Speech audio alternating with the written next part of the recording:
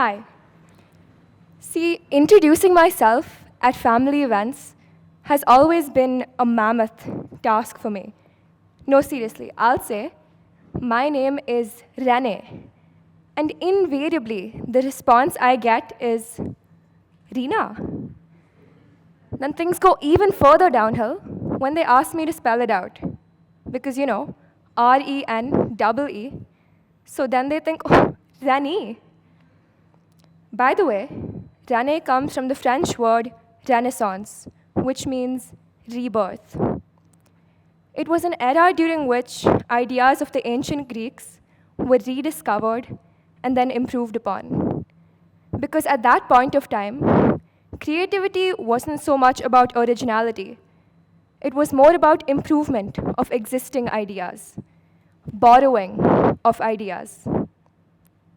In our current society, there's this prevalent notion of originality being some divine spark of inspiration, a flash of eureka that just drops from the cosmos the second we merit it. But that isn't always the case. See, artists would often spend their entire lives in the pursuit of originality, because who wants to paint a picture that people have seen before? Allow me to paint you a picture that you probably haven't seen before. Meet English. See, English was special. He was a great chef. And one day, he set out to create the most flavorful, colorful, delectable meal that there was. One by one, he'd follow each language down a dark avenue. When they turned their backs, he'd knock them out. Probe for any loose vocabulary.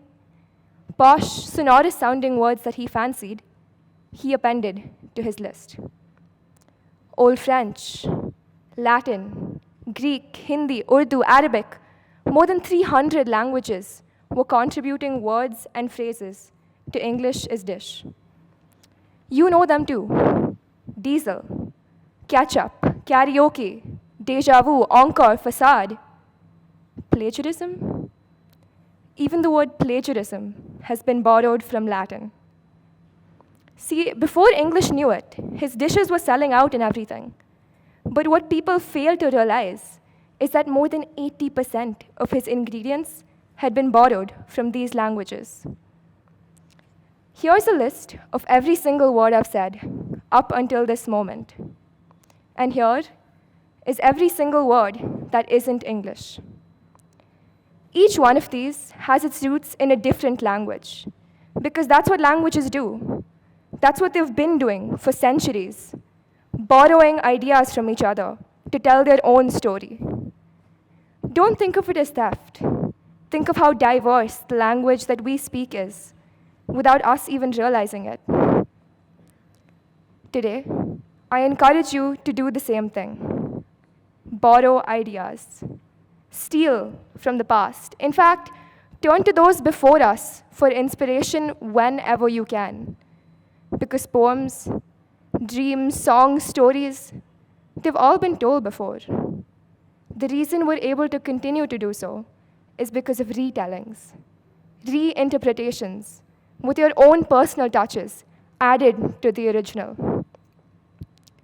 Here's a dirty secret of the science world. No breakthrough came from the mind of one single great.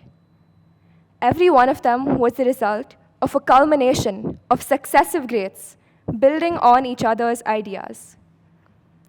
Mind you, I'm not saying that imitation without giving due credit is all right. I'm simply saying when you take something that fuels you, that inspires you, and you make it your own, that's when the quest for originality is replaced by authenticity. And while originality might let you reach high, it's authenticity that will always let you reach beyond.